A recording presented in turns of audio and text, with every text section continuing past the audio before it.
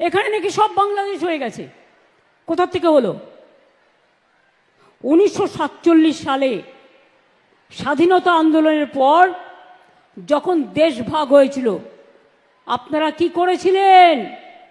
ভারত ভাগ করতে গিয়ে বাংলাকে ভাগ করেছিলেন আর পাঞ্জাবকে ভাগ করেছিলেন। তার কারণ, চলে যান আন্দামান সেলুলার জেলে।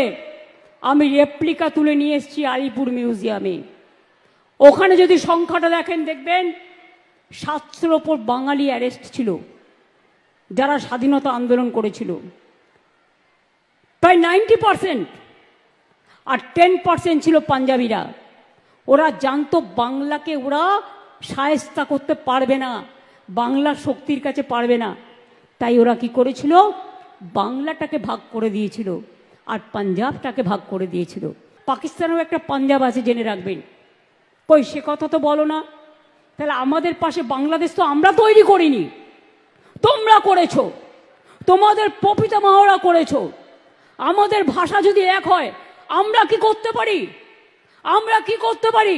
বাংলা ভাষা সারা পৃথিবীতে 5ম স্থানে আছে এবং সারা এশিয়াতে 2 নম্বর স্থানে আছে। Bangla international language. বাংলা ভাষায় কথা বললেই হোটেলে ঢুকতে দেবে না, বাংলা ভাষায় কথা বললেই কাজ করতে দেবে না, বাংলা ভাষায় কথা বললেই ছাত্রছাত্রীদের পড়তে দেবে না। বাংলা ভাষা তো বলবোই, বাংলা ভাষা। অন্যান্য ভাষাও বলবো, কেউ তো আপত্তি করেনি, সব ভাষাকে সম্মান করি। তো বাংলা ভাষা বলবো না কেন?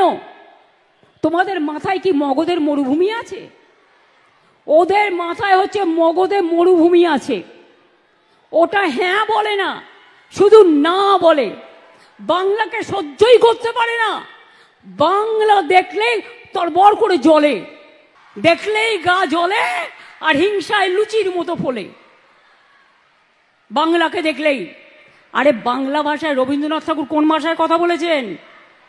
দুটো জাতীয় সঙ্গীত এখানকার বাংলাদেশেরও ছিল, এখন কি আছে আমি জানি না। বাংলা মায়ের সম্মানে আঘাত করলে আমার গায়ে আঘাত লাগে। আমাকে আপনারা যা ইচ্ছে গালি দিন, আমার বিরুদ্ধে অপপ্রচার করুন, কুৎসা করুন, চক্রান্ত করুন, আমি লড়ে নেব।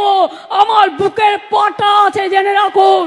এটা আমার মাটির শক্তি, এটা আমার মায়ের শক্তি, এটা আমার বাংলার সংস্কৃতি, এটা আমার বাংলার মেধা।